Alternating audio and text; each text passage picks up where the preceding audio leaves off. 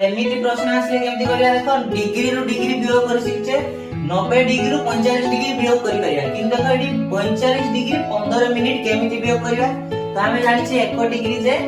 60 minute तो 1 degree हला कते 60 मिनिट माने कोन करबा एडी 1 डिग्री ले जिया 90 रु तापर 15 मिनिट वियोग करबा तो 1 डिग्री एडी गले कते हिजो ये 60 मिनिट हिजो तो 60 मिनिट रु हमें 15 मिनिट वियोग करि परिया बुझि पाला तो एटू 90 रे तो नहीं आइतला आगे रहला 89 डिग्री एवं 45 डिग्री एटू वियोग कर दो बुझ पाइलो तो आगु वियोग करले कते हो 60 रे 15 होला कते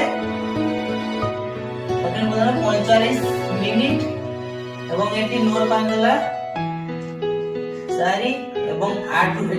एटू 8 उ 4 होला 4 तो 44 डिग्री